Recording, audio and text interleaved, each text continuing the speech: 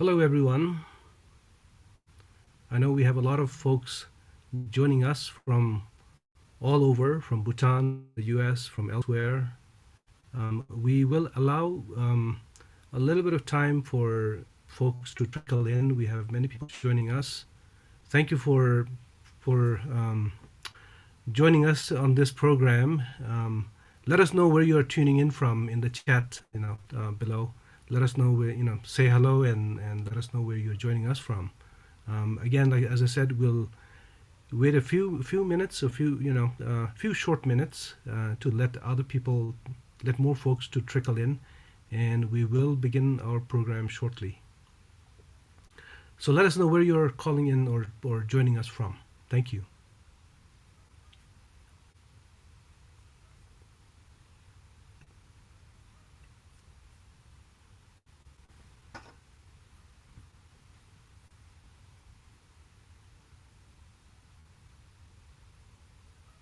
We have many guests very interested to hear the great work that the BEAR team has continues to do, saving lives in Bhutan, in all the remote corners of Bhutan, the fantastic job that they have been doing. And I'm quite excited to share this evening, this conversation with the BEAR team, with all of you. So again, allow us a few seconds, short minutes to let more people to trickle in.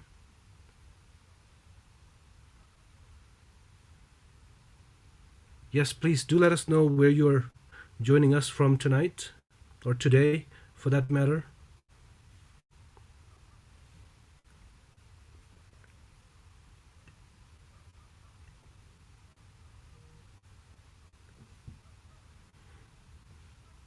Wonderful. Wow, we have folks from Scotland, from Switzerland, from Gyalfu, Dewathang, all over.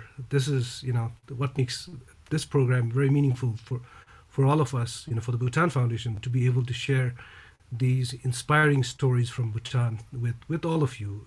So thank you for joining us. Again, give us one more minute, and then we'll begin our conversation. Thank you for your patience.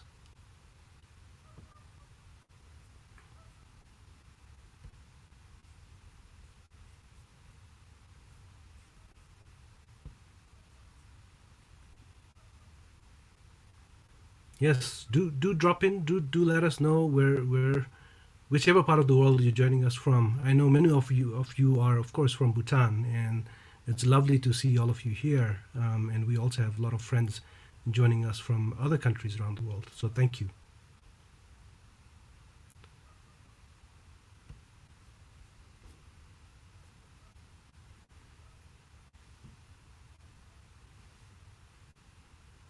Okay.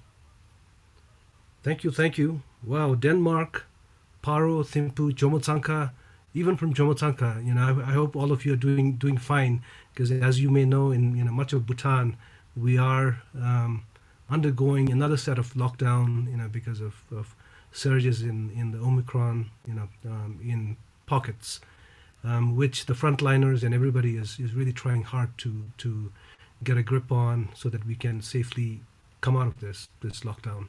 So thank you for joining us. All right, so we'll begin. Thank you again. Good evening, good afternoon, good morning to all of you, depending on where you are joining us from. Welcome to the Dragon Series, a Bhutan Foundation webinar where we have the honor and the special privilege to bring inspiring guests to all of you, so that we can learn about the work in Bhutan. My name is Tsewang Wangchuk, and I'm the Executive Director of the Bhutan Foundation, and I will be your host for this program. So just to put it into context, the Bhutan Foundation has been supporting the development of Bhutan's emergency medical services since 2009. In the early days, emergency medical services were very rudimentary, as we all know.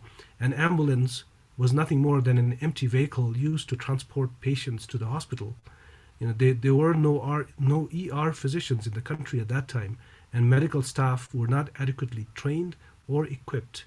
So in partnership with the Jigme Dorji Wangchuk National Referral Hospital, JDWNRH, the Medical University of Bhutan, which is the Khezar Gyalpo University of Medical Sciences, and the Ministry of Health, the Bhutan Foundation has been intimately involved in developing emergency medical capacity in Bhutan. And over time, we have helped set up the Emergency Medical Services Training Center at KGUMS, where every Bhutanese doctor now is trained in emergency medical and trauma care. In November of 2016, Bhutan started the Royal Bhutan Helicopter Services, much to the excitement of everybody in Bhutan. Choppers were, of course, then used to evacuate critical patients from far and remote regions. However, it was soon very evident that they needed a trained aeromedical team with specialized equipment to treat and stabilize patients during that transfer. And this is how the BEAR team was developed. In 2017, the founding members, including Dr. Charlie Mize, and several, and our guests tonight, together with the rest of their colleagues that make up the 19-member BEAR team, they contacted the Bhutan Foundation for support, and we realized it was a perfect next step for our emergency medicine program. So far, the BEAR team has flown 739 and counting medevac flights, and they have saved over 740 plus lives and counting. So they continue to do a phenomenal job saving lives, and recently they were awarded the Druk Thuksey Medal by His Majesty the King last December for their service to the people of Bhutan. During the recent lockdowns, those of you in Thimphu must have seen or heard the helicopters making almost daily trips to the helipad near the hospital. So while most of us were sequestered in our homes, I knew that the BEAR team was busy. So it is my greatest pleasure and honor to welcome our guest speakers for today, Dr. Urvashi Sharma and Brother Lhab Dorji, who are among the founding members of the BEAR team. Welcome to you both, and thank you for joining us. I'm sure our guests are equally excited to hear from you. I certainly am. So welcome again. Welcome to our guests. Thank you. Thank you for joining us on this very interesting conversation. So to begin with, let me just ask Lhab, with so to give us all some context, can you briefly run us through or describe how the BEAR team came into being? It was in the fall of 2016 when a 14-year-old boy who fell from a roof and sustained chest injuries. So as you know, Tashigang, it's almost 20 hours drive from Thimphu. And the boy was referred to JDW-NRH, that's the National Referral Hospital here. On arrival, he succumbed to his injuries, and Dr. Charlie Mize, the founder of the pioneer, thought, what can we do to avoid such death in the future? And we had a discussion, and he said, what if we use the helicopter services that can reach Bhutan, all over Bhutan within an hour, the story would have been different. So with the death of that 14-year-old boy who sustained chest injury, so that made us the conceptualization of BEAR started that time, and we had to do a lot of groundwork after that. So that was the initiation of BEAR, the idea, how it came into existence.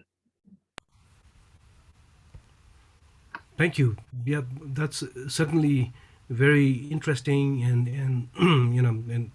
and of course that is how it all began. When Bhutan, when the country first got the helicopters, putting them to use for medical emergency was of course an excellent idea.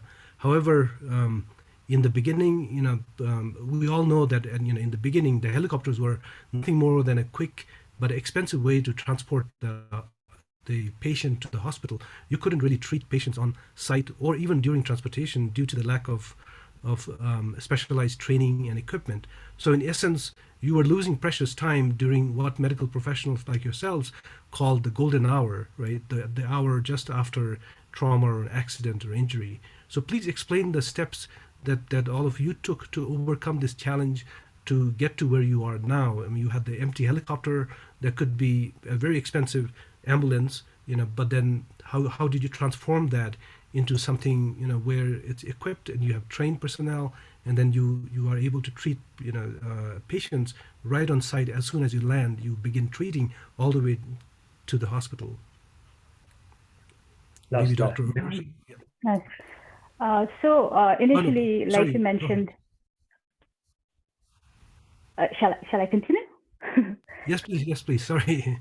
Oh, yeah. So initially, like you mentioned, yes, helicopter was just a very quick way to transport patients, but because they didn't get any specialized care while in the chopper or at the ground, we saw a lot of patients who succumbed to their illness and to their injuries at arrival on their arrival to the emergency department. So yes, the conception, the idea of their it occurred. I mean, it was in 2016, and when after it was conceptualized, it took about 7 months for it to become a reality. And the initial challenge, of course, was it to make it a reality. And a lot of the groundwork was done by Dr. Charlie, who was an active member at the time. So he was the one who developed the initial standard operating protocols for how a medical evacuation should take place, the protocols, the clinical protocols to train a flight nurse or a flight doctor, and also all those meetings, all those behind the scene work with all the stakeholders. That was done by Dr. Charlie. And he was the one, I think it was his perseverance and his persistence that actually made sure that the Bear team could fly on its first mission within 7 months of its conception. And when the idea of it was born. So, so a lot of credit goes to Dr. Charlie for initiating Bear. So that was the first challenge. The second challenge was when Bear was initiated. We just had three members. There was Dr. Charlie and Lhab and Kiran. So the two co-founders were there. And just after the first flight, we realized that there was so much demand. So we started getting so many calls and requests for airlift, and these were really sick patients too. So, and at that time, me and two other doctors were still in training. So Dr. Charlie said that we really needed to fasten our training process because we were needed in the team as well. So probably about a day before our training ended, we had requests for two airlifts at the same time. So then that was a perfect opportunity for two teams to be created and two medevacs to occur at the same time, so simultaneously. So this was in July of 2017, the year Bear was established. And that was the first time we had dual activation as well. So that was my first flight. And since then, Bear has grown in number. And currently, like you mentioned, there are 19 of us. So out of 19, that's 9 flight nurses, 3 medical officers, 1 emergency physician who's also our technical expert. And we are also supplemented by the emergency medicine residents. So there's 6 of them. So they're training with the Gesergelpo University of Medical Sciences, and they supplement the team whenever they are rotating in the department. So those were the first few challenges. So now Bear has actually overcome that, and we are a pretty solid team. Apart from that, we have had challenges with equipment as well, which I think Hub would be better at explaining. Sure, yeah, thank you. Go ahead, Lhab. So after the inception of the concept, so we were in short of our equipments, in acute shortage with the help of Bhutan Foundation and the generous donor. So initially when we took our first flight, we didn't have equipment such as to monitor the patient, to check his blood pressure or vital signs. So we had to borrow that equipment from our own department, that's the emergency department, JTW and RH. But with the funds raised from Bhutan Foundation, we have equipments. Now we have everything to tackle. So as you know, no matter how skilled a carpenter may be, if he doesn't have his equipments, he's useless. So we'd like to thank the donors for the generous donation and making us where we are. Without your support, we wouldn't be reaching this height. So after the conception, initially it was 3 of us, Charlie, me, and Kiran. We had to put tremendous effort to make it a reality. So now with the, initially before Bear came into existence, so medevac was happening, a medical evacuation. So the Royal Bhutan Helicopter Services initiated a medical evacuation in November 2016. So during that time, let's say we get a medical evacuation from another district. From that point of contact, the health professionals, either the doctor or the nurse, depending on the seriousness or the criticalness of the patient, they accompany the patient, but they do not have the equipments to take care en route.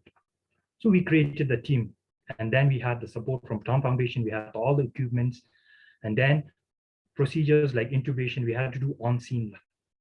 So we are saving a lot of time. let's say before the of existence of beer, let's say en route, the patient deteriorates, he or she is in respiratory distress. So they have to put a tube so that the patient can breathe. So with the existence of beer, we can do it on the real-time example on board as well. So this way, beer has evolved. Yes. Thank you very much. Yeah, again, as you also alluded to, I wish we could get all the members of your team on this call, but then obviously, for obvious reasons, we cannot, have everyone. So we just have two of you. But I, of course, know Shweta and Kiran and Dr. Ugen and many others, who are rooting for all of you, and they are important members of your team as well. And we look at the two of you as very important representatives, representing your team. So thank you for that. Again, as we are under lockdown right now, and I'm sure folks in Thimphu will know that the helicopters are flying, back and forth. Other than maybe ferrying the Lunaps and the Layups, taking them back to their homes when the passes are all snowed in right now, we know that most of these flights are actually saving lives. And all of you, I remember, I just imagine that you guys will be on this flights and doing this important work as the rest of the frontliners also are working hard in trying to deal with COVID, including His Majesty, who is selflessly on the borders and where cases are high and all of that. So it's just literally everybody coming together, but focusing, of course, for this program on all the important work all of you are doing. I guess the next question for our viewers information would be, so we understand that as you begin your medevac, you activate, how is a medevac activated? How does a bear trip happen? What triggers a trip? Any one of you? Yeah. Sure, I'll answer that. During a bear activation, the first step that occurs is a request for an aeromedical retrieval, and this can occur in two ways. So the first way is when the patient is already in a health facility or has already been seen by a health professional, and this person, according to his judgment, feels that this patient requires an emergency airlift to JDWNRH for specialized treatment. Or this patient is so critical that they need to be transported immediately. So that is one way that a request can be made. So the health professional can actually call 112, which is the health center. And once they call that, they can give the details of the patient and tell them that they require the helicopter service. The other way a request can be made is if a patient is in a far-flung area that is like far away from a health facility or from a health professional, the patient party themselves, they can request for an airlift. And this can also occur through 112. So all they have to do is call 112 and tell them that they require aeromedical services because they have a patient. So once that request has been made, the 112, they activate a conference call. So the conference call will include the emergency physician on call. So every day an emergency physician is on call and they respond to these calls. So they ask a couple of questions. They talk to either the patient or the health personnel who is referring the patient, and they get the details of the patient to determine how critical or how necessary an aeromedical retrieval is required. And once that has been decided, now once it's deemed necessary, 112 then informs the bear nurse on call. So every day we have a nurse and a doctor on call. And because of COVID, now actually we have two teams. We have two nurses and two doctors on call. One set responding to patients in the green zones, and another set who responds to patients in the high-risk zones. So if it's from let's say a green zone patient, 112 informs the nurse who's on duty on call for that day, and then yes, and once that happens, the emergency physician will also determine the priority of the case. So as per our SOP, there are three priorities. Priority one is when the patient is so critically ill that they require resuscitative interventions, and also maybe clinical procedures on the ground or en route.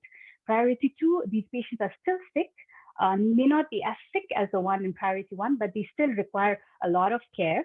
And priority three are usually stable ones, but they are geographically isolated from a health facility, or they need to be transported quickly to JDW-NRH for specialized care.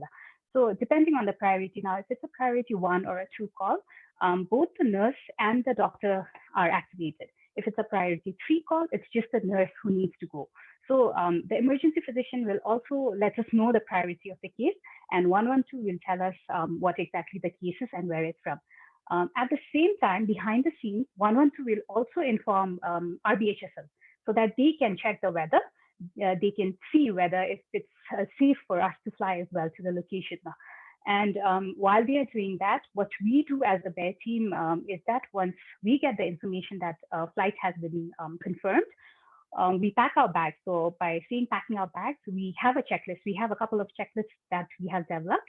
So it's just following the checklist, and depending on the the case scenario, we pack our equipment and the medication that is absolutely required. So we try to go as light as possible, but at the same time, take everything that is absolutely necessary for that particular patient.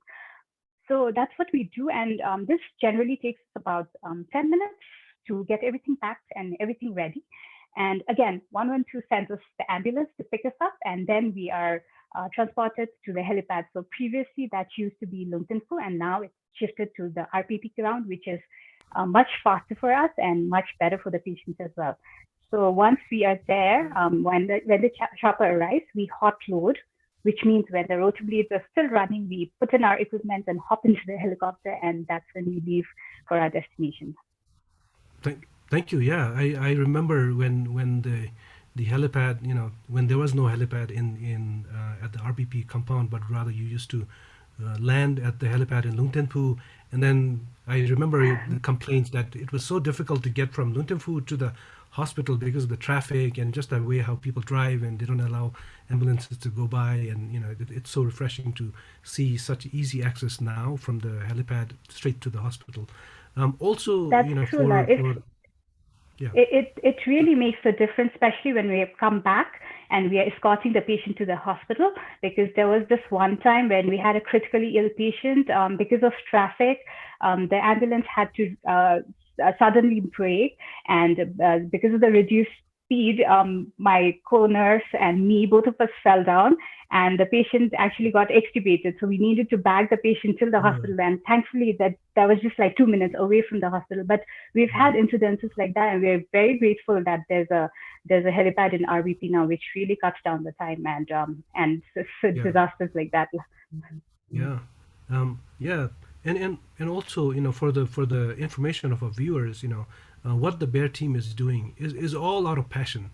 They're all volunteers in this. They don't get a special allowance, or they don't get a special privilege to be part of the team. It's really their passion in providing this service to all Bhutanese, and I think that's something that we can all appreciate. Not only that, of course, for all Bhutanese and for injuries that happen across the country, if it's deemed important, it's this trip is free. When in many countries, of course, one can only imagine the horror of being stuck with the bill for that medevac. And for the information of all the viewers, I'm told that each minute, but there is a cost. Of course, this is not all free. I mean, it's free for Bhutanese, like as an individual, but the country bears that cost. I'm told that per minute the helicopter charges 2,900 Yultrum, right? So then if it is a 1 hour flight, then that comes to roughly about 174,000 Yultrum, which is close to about $2,400. So that's the amount of money that I think the health pays to the helicopter company, correct? Yes, La. Right, and then on top of that, of course, we're not even counting the time and the other resources, the medical equipment and the training and all those other things that go into a medevac. So I think we should, as Bhutanese, we should all consider ourselves extremely lucky to have this facility provided, free of cost to any and all Bhutanese. So having said that, let's move along with a couple of other questions. So Lhab, I'm sure having been on this team for a very long time, you must have had a lot of harrowing stories to share. I know all of you have Very interesting, challenging stories. What is the biggest challenge for you during medical evacuations? I think every day it's a new challenge for us as a team. We face new challenges, but I think in general, the first challenges we face is the weather. The second is the terrain, and the third one is our equipments. So let me elaborate with a story. Me and my colleague, Dr. Soita, we had a medical evacuation in Chebisala. So it was a pregnant woman who just delivered, but she had retained her placenta. They were not able to remove the health assistant at that. They do not have a well set up hospital, so they just have a health assistant attending to that delivery. So the baby was delivered, but the placenta was not, he was not able to deliver that. So we received a call and we embarked our journey. We boarded the chopper, we reached the scene, but we could not land at our destination because there was some electrification going on in the village.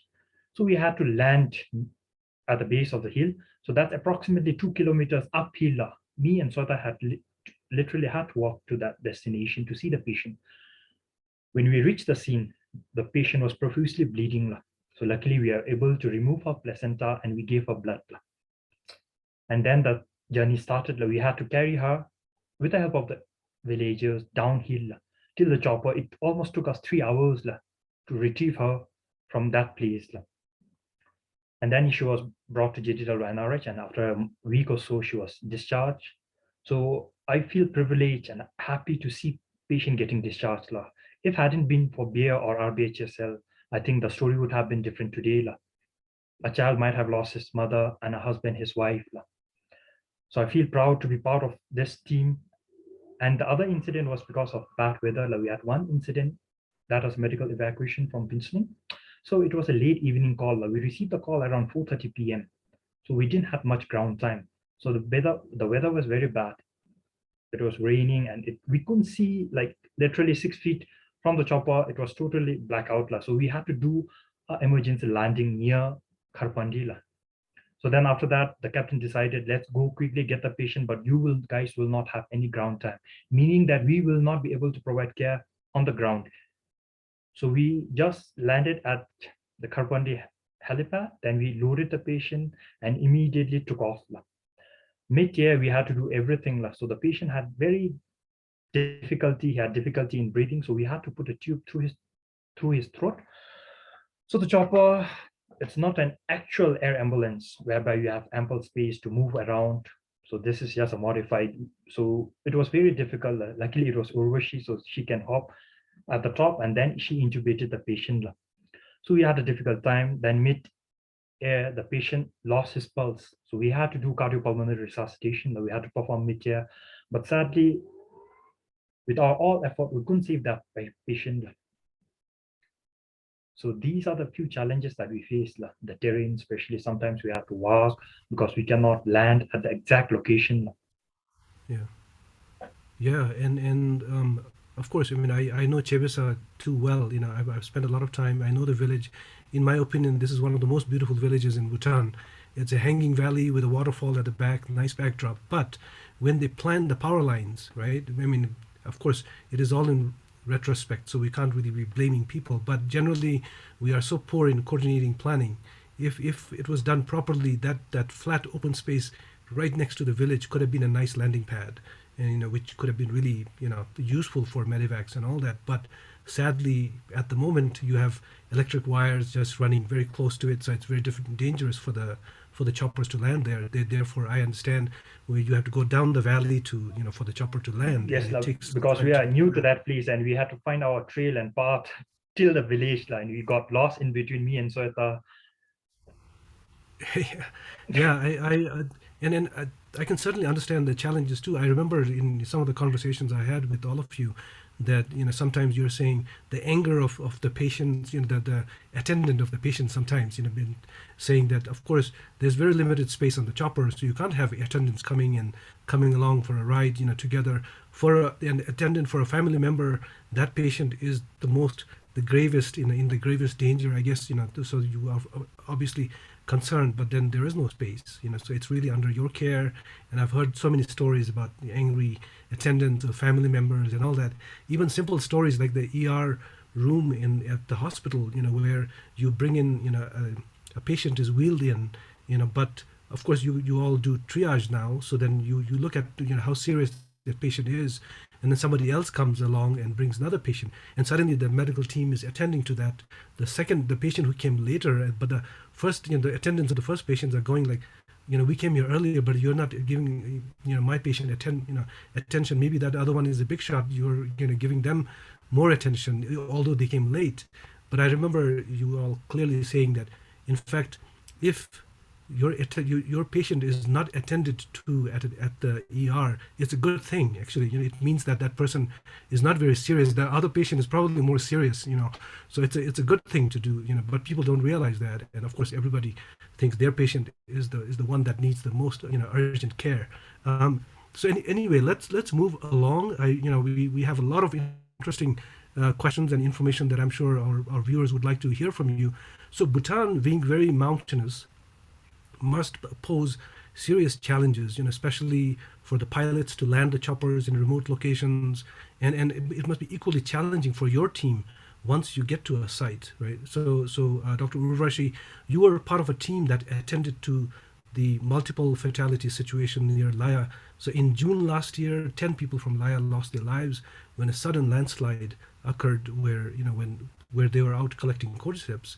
Can you share with us what was going through your mind, and what were some of the major challenges during that operation, and what you learned from that from such an operation? The Laya airlift definitely, it's one of my top most challenging airlifts till date. So on the 16th of June, this happened on the 16th. Early morning, there was at 5:58 a.m. The emergency physician on call notified us saying that there's been a landslide near Laya, and probably there are multiple casualties, and we might have to do multiple evacuations as well. So as soon as we got the information, the first thing that ran in my head was, oh my God, there might be more than one critical patient. And another thing was that probably we need a backup team as well. So on my way to the hospital, I alerted the emergency physician to get a backup team ready. And while I was packing the equipment, both the choppers were deployed in the beginning itself. So my partner on that day, Sister Paramedician, by the time I got to the hospital, she had already left in the first chopper. So when I got there, I packed my equipment, my the spinal board and medication and everything, and I was on the second flight. So when we were flying to the site itself, in my head, I was thinking that there might be more than one critical patient. So this is a mass casualty incident, a disaster incident. And the first thing that we have to do is to triage the patient, like you mentioned before. We have to find the most seriously ill ones first, and they should be the ones who should be transported to JDWNI first. So while we were approaching the landslide area, I saw that the first chopper that had reached there had actually landed next to the river. And I was scanning for the landslide area, but I couldn't even see it close by. And when I looked a little further away, I saw a group of people walking uphill. And then I recognized a bear bag and then the spinal board. And when I looked even further, so this was probably about 1.5 to 2 kilometers from where the chopper had landed, and this was uphill. So right at the top, I saw the area where the landslide had occurred. So from there, it didn't seem like so much, but then when we landed there, that's when we realized that there were so many casualties and so many deaths had occurred. So when we first got the information, we weren't quite certain about how many casualties we were dealing with also. So when we landed there, I was told that there were 5 casualties. And Pema was already on her way, but she hadn't reached there. And now the reason why the first chopper had landed next to the river and the second one landed close to the landslide area was because of weight. The first chopper was actually carrying 3 passengers and a lot of the rescue equipment and also the bear bags. And the second chopper, it was just me and Captain Anton, and we barely had a lot of equipment on us. So it was much lighter and it could land at the high altitude. So that's why we landed at the site very close to the landslide. And so there were 5 casualties and 3 of them were together. So I started assessing them before Pema even got there. And out of the 3, one I was sure required an airlift immediately because that person showed signs of a severe head injury. The second one was stable. The third one showed that he had evidence of a chest injury, but I wasn't quite certain how bad it was. Looking at his breathing, it looked within normal limits, but I was pretty certain that he had rib fractures and maybe an underlying pneumothorax, which means he might have had air in the chest cavity. So he was also one of the severely ill ones. We were informed by the captain that they'd be able to airlift only the most severe two from the landslide area. And they could not be accompanied by the health staff at that time. So those two were serious on my judgment. So these were only 3 out of the 5 that had assessed. And there were another 2 casualties that I needed to see. And the other 2 were quite far away from the ones that had just assessed. So I had to run about 100 meters away, and this was closer to the landslide area. And by then Pema had reached, and then she was assessing the patients for their vital signs, the first 3 patients. So when I reached the other 2 patients, there was one who was stable, and there was another one who was bleeding out. So he was bleeding from his rectum, and because of privacy issues, I couldn't really expose him and check how much the bleeding was, but I was told that he had already changed 3 diapers, and the one that he was wearing was also in with blood. So now I had 3 critical patients, and we could just send 2 to JDWNRH immediately. So that was quite a challenge, and it was really playing on my mind as to who to send. I knew that the head injury one needed to go because he needed an urgent CT of the head and maybe needed to go to the OR to get operated. The one with the chest injury, maybe. The third one, I realized that because he was bleeding out, we had IV fluids on us, but we didn't have any blood products. So we could compensate him with a little bit of an IV fluid, but if he had to wait longer, then he would definitely require blood, and that would not be adequate. The guy with the chest injury, I realized that even if he had a pneumothorax, we had the equipment on us, and even if he required a chest tube, we had the expertise, and we would be able to perform the procedure there at the scene. So that's how I made my call. That's how I decided that the one with the head injury and the one who was bleeding out probably had to come to JDWNRH first. So once I decided that, I wanted to relay this information to the captain and to Pema as well. But because I was so far away, I was trying to make calls, and my calls wouldn't just get through because this was a place where there was no network, and there it doesn't have satellite phones. So I tried for a couple of times, but I couldn't get through. So I was literally physically running from one end to the other. And by the time I got to the chopper to alert the captain, he had already started the blades. So I was in front of the chopper, waving my hands, telling the captain, signaling him that he needs to stop this, something more urgent. So it was Captain AB. So he asked me to come down and have a chat with him. And then I told him that, Captain, the patient who's already inside, he can wait. The other one is bleeding out. He needs to go down first. So he was like, okay, just load him up. So that's what we did. So we sent the patient who was bleeding out first, and the one with the potential head injury. And then the one with the pneumothorax, he was actually carried down on a spinal board to the lower level, because we were told that the second time the chopper comes in, they would not be landing at the landslide area, but rather next to the river. So we were literally carrying them down next to the river, and we were closely monitoring him. And he did have a pneumothorax when he got here. On an X-ray, so he got a chest tube inserted at JDWNRH, so we didn't really have to do it there. Yes, so those are the challenges there. And also because I did ask for a backup team to be ready. We didn't have to call them to the landslide area, but then I had to, again, make several phone calls, which didn't get through at all. And finally, I asked one of the Lhabs to, I had a B mobile, so that wasn't working. So he had a touch cell, and after several tries, we were finally able to get through. And then I was able to inform the backup nurse here to come to the helipad to receive the patients, because they were arriving without a medical escort. So a couple of challenges there. Yeah, thank you. I mean, that's indeed a very challenging situation. I mean, again, this place, Tsarijatang, between Laya and Lingxi, this is a big dead spot for cell phone reception.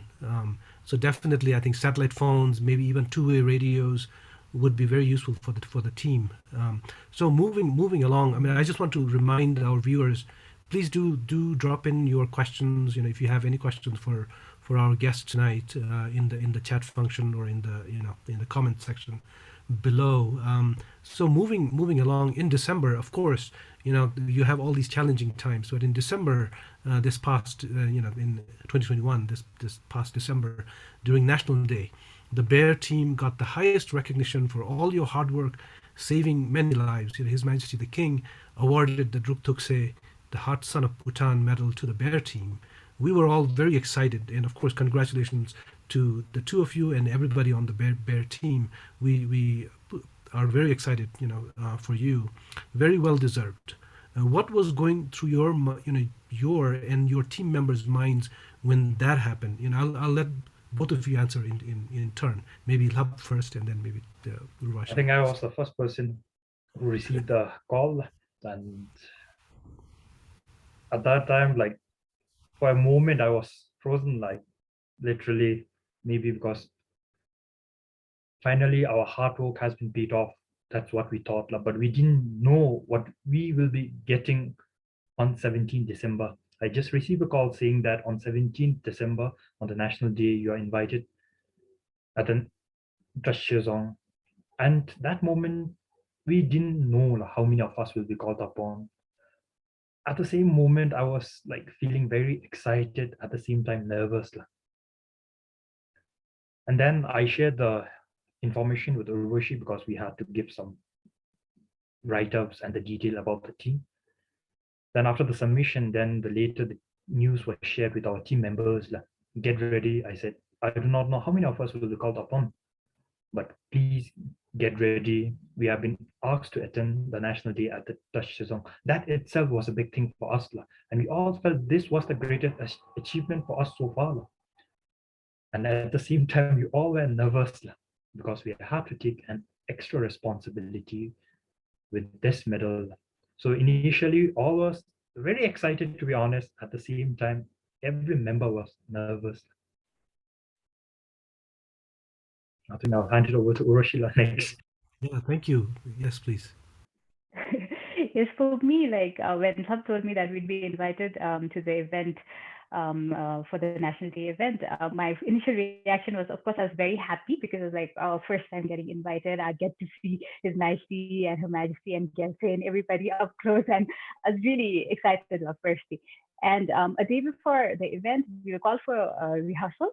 And at that time, we were informed that we'd be receiving an award. So at that particular moment, I think I had real mixed feelings because I was like, firstly, I was proud, but then at the same time, I was quite terrified as well because I felt that we were quite small as a team and we haven't been in existence for so long. And we're like, are we even deserving of this award? But when the day rolls in and when we were there in front of His Majesty, a tiny group, accepting one of the most prestigious awards from the throne itself, that's when I realized the magnitude of our smallness, the passion that we have, whatever we put in our hard work, it never goes unrecognized, and especially to be recognized from His Majesty. That's when I realized how big it was. Wonderful. Thank you. I mean, that's I'm sure all your colleagues were feeling a lot of the same emotions as well. But at the same time, I also want to highlight that it's the Bear team is one unit. We have so many other units also. Not only in the medical field, but so many other fields that bring us together as a nation, trying to provide all these services for all Bhutanese. And again, this is we think that this is it's a free service. We're very lucky, but again, it has a cost. I think there are sustainability issues, and I think people have to be thankful, but also mindful. We have a lot of people who get hit by arrows that have to be transported. Often we hear that it's people who are hit by by arrows and all of these different kinds of accidents that are happening.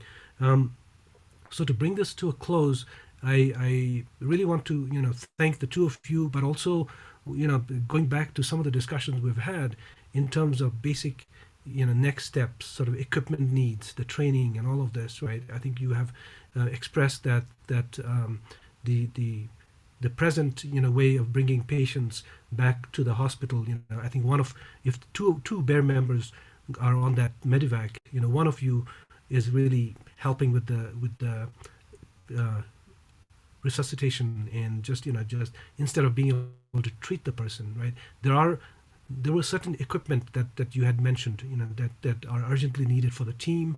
Of course, satellite phones, maybe two-way radios.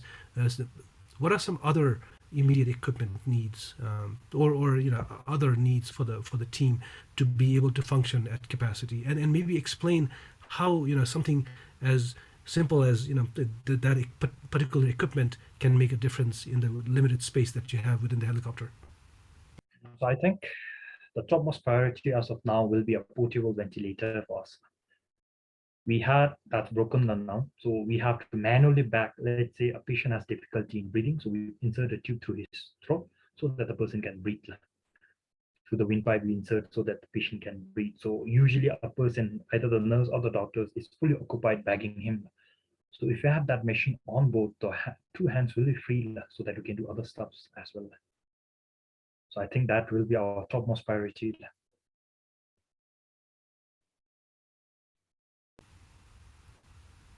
Thank you. Yeah, that's and again, I'm sure in the audience, we have well-wishers and supporters from all over the world tuning in. We have had good support. I know we have a few significant donors that are already, and that have already made commitments. So we're happy to be looking into these immediate equipment, solid equipment needs for the team to make this even more efficient, so that it makes your the work a bit easier as well. So we, of course, on the Bhutan Foundation side, it's an honor for us to be part of this small effort that we try to make to make your work a little easier. So this is a pleasure for us to do that. Let us go to some of the questions, some of the questions that have been coming in. We have a lot of comments. Like, let's say, well, one question we have is, how about having a hotline for the bear team? Is there a specific hotline for the bear team, or does it have to go through the usual hotline? So it has to come through 112 because bear generally does not decide the priority of the case. We do not decide whether an airlift is required or not. This decision is solely made by the emergency physician, and this is based on their expertise and their capacity as emergency physicians to decide whether a critical, whether a very short transport time is required or not. So bear team members don't make that decision. Once we are told that we need to respond to an aeromedical retrieval, that's when we go. So that is why 112 has played a crucial role for all these patients, because they hold all these conference calls, and they record these calls as well. And so once a request has been made, it's the emergency physician who has to decide. So it's not the bear team who can decide. Thank you. Yeah, another question is, what about the recruitment of emergency medical responders as the bear team in the upcoming year? I know all of you, basically function out of your sheer passion. Even though you go on a medevac, you come back, you still have your night duty or whatever duty will still await, right? So the selection, we have our SOP, the standard of operation. In that, we have the prerequisite. What are the requirements to be a bear member? So initially, we had 18 months of experience in intensive care or emergency department in GTW and RH. And then the person has to spend at least 18 months, gain experience, because we have to deal with newborn starting to geriatric and all different sorts of cases, starting from delivery to intubation to insertion of chest tube. So in the future, yes, there will be definitely a provision. So if you meet our standards, so now let's say you want to join. So, and for the information for the viewers, the emergency medical responder are the pre-hospital caregivers, which is in infancy stage in Bhutan. We started our journey for pre-hospital care with the establishment of emergency medical responder program in FNPH. So yes, definitely there will be provision in the future for the recruitment of EMR in the BA team member as a BA team member. So the first requisite is you have to pass our physical fitness test. And the second thing is you have to pass our academic test so that you will be competent enough, because not everyone cannot fly with us because we need the most skillful and most knowledgeable person on board because we are dealing with life. Otherwise, it will be just the same thing. Going to other place, you just pick up the patient, as you have mentioned, just become a vehicle to carry the person to from one place to another. We want a person who is more skillful. So for that, we have a checklist in place. Let's say in case if you're not in JD. So our initial the SOP states you have to be 18 months experience, gain experience in emergency department, JDW-NRH, or intensive care unit. So now with that, you have to sit for a physical fitness test, then the academic test. Now we have created a checklist so that others can join as well. So we have the checklist for skills. What are the mandatory skills that you have to master before you join the team? A simple example I can say is for the doctors is the intubation, simple procedure like chest tube insertion. They should be very confident. So we have checklists whereby you perform that independently and you get at least 3 procedure done independently by yourself so that you're competent because you are the one who decide what needs to be done at the ground, at the scene. So definitely, yes, there will be provision, but as of now, it's only preferences given to 18 months experience in JDW NRH. In the future, with collaboration of Ministry of Health, we have plans to establish centers in the Eastern Regional Referral Hospital as well as the Central Regional Referral Hospital at Galifula so that we can cut down the turnaround time for care. Yeah, thank you. And of course that goes back to the training as well. The ER training center, that's established at KGMS. That's again, that was a very integral part of what the Bhutan Foundation was involved in the early years. Really trying to establish that training center as well.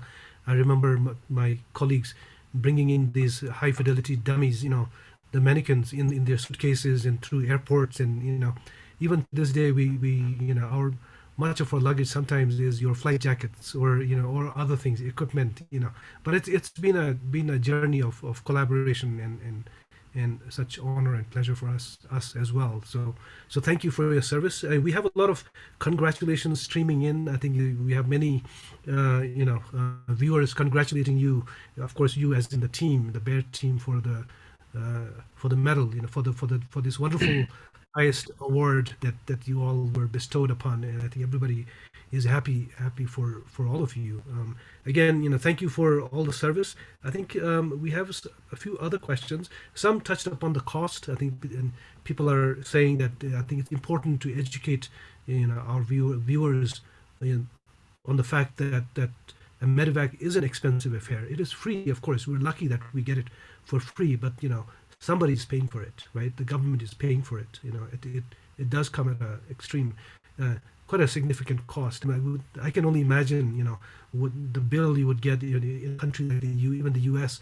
or other developed countries. The patient would be stuck with such a big bill at the end of it. So we are indeed lucky to have this, but again, it's all about training. Even beginning with the ambulances. A couple of years back, in the several years back, it was an empty vehicle. So it was no different than a taxi or any other vehicle. You're just transporting the patient to the hospital, to the nearest treatment center.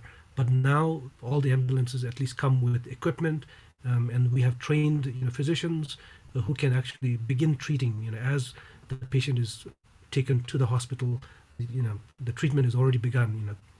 During that golden hour. So it's I think the country has come a long way, but again, it's thanks to service, services provided, rendered passionately and selflessly by all of you and all the others in the medical profession. Also, I think as your backstop as well, right? As you take them into the hospital, again, there are many who are helping treat, and so as Bhutanese, I think we are indeed very fortunate and very lucky to be given this service all for free. So. I think we are coming to the close. Let me see if there's any other questions that we can parse out. I'm getting a few more. I think they are more or less similar. Not much else that's new. But I also wanted to point out this interesting fact of the delivery midair, right? So this is from Kinle, from Panbang, right? So he his wife delivering on the in the chopper, and of course the kid now being named Namdu. So how did that happen? Who was on that flight? Were you, any one of you on that flight, or? I think both of us was not on that It was boat. So it was Dr. Gary and Chukyeonchu who delivered the baby on boat. So I think they are also excited because it is the first baby that was born on board in Bhutan. So it was quite an experience for them as a clinician as well, because what we do on the ground is totally different what we do on air, because of the unknown situation, or let's say uncontrolled environment we are in. Thank you again. Thank you. I know this is a really busy time. While the rest of us are somehow locked up or under lockdown. We hear the chopper going back and forth every day, and I know that there's a lot of demand on your time, and certainly we appreciate your spending this time with us and answering all our questions. One last thing, I think, Dr. Urvashi, I've seen your artwork at the airport in Paro. So I want to encourage the viewers to go and look for an artwork that has Dr. Urvashi, your signature on that artwork. I just wanted to throw it out. Thank you so much for the shout out. I personally haven't seen it hung up at the airport. I asked when they were packing it. I had to go down and find it. And yes, because of the lockdown and because of travel restrictions, I haven't actually been to the airport to have a look. Thank you again. For the Bhutan Foundation, this partnership in helping develop the emergency medicine program in Bhutan, even before BEAR, even before all of this, including with JD, with the hospital there, working with the ER department, sending ER doctors for further studies, and all of this. I think this has been a long journey of great satisfaction for us, and I'm sure many of our supporters who are watching will be happy to know that we continue this relationship as it has evolved to this now, and we're going more into the specialized areas where some help can be rendered. I think we always look at areas that are not covered by others. Of course, in Bhutan, there's a lot that has to be done, or that lot that is being done within the medical field, within the public health field, and so forth.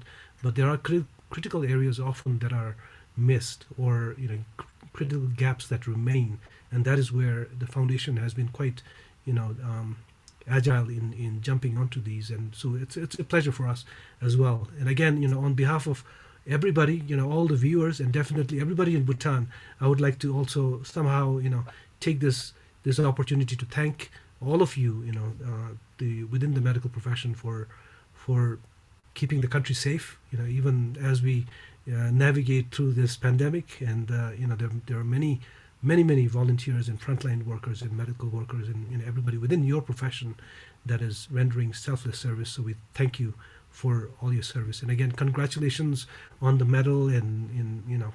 But we look forward to working further. And we'll definitely look into these equipment and other sort of immediate needs as well. We're very happy to help with that. So again, once again, thank you very much. I think we've come almost at the top of the hour, so we've done very well with time. Again, as I said, a lot of your comments were just congratulations and on the medal. So I'd just like the to take a couple of seconds to Yes, say thank please. you to all the viewers who have joined us, and thank you for sharing your questions as well. And also a big shout out to the emergency department staff and the 112 staff and RBHSL, and of course the health fraternity. The BEAR team is what it is because of the support from everybody, and of course our donors. And yes, without your support, I don't think we'd be where we are. And the Druk Thuksey, it's not just it just does not belong to the BEAR team. Like it's everybody who has actually made BEAR what it is right now. So it's all yours as well. So just wanted to say thank you for all your well wishes and all your support. And I'll take a few seconds. So I'd like to thank Bhutan Foundation and the generous donors. I have been in emergency department since 2013. I know from where we were and where we have reached. I would like to thank from bottom of my heart to Bhutan Foundation and to the generous donor because initially, like in 2013, for even the resuscitation course like ACLS Pulse, the instructor, or if you have to do training, they were sent abroad. But with help support from Bhutan Foundation, the instructors were brought in. Then we had training of trainers in Bhutan, developing capacity, human capacity here. Since then, we have taken over. So I'd like to thank all the donors, Bhutan Foundation, for helping us. And as you have mentioned, the high fidelity mannequin. So with that training, we were able to do much better on the real life patient. Rather like practicing on a real patient, we were able to do that training beforehand and then apply our knowledge on the real patient as well. And not the least, I would like to thank all the viewers for your patience. And I would like to say that this Druk Thuksey, it belongs to all the health professionals across the country. It's because of sheer hard work, because you are the people behind the scene. It's just that as their team, we come in public as a face. So I would like to rededicate this Druk Thuksey to the service of the country. And once again, I would like to thank Bhutan Foundation for being there to make a difference. And to each donor, I just have a single message. The donation that you have made so far has made a difference in the lives of the people in Bhutan. And that for that, I'm very thankful. And I hope you will help us more to improve. Thank you. All right. With that, we will call it a night or call it a day. Thank you again. Thank you for joining us. Will join us again for our next episode. Thank you. Thank you.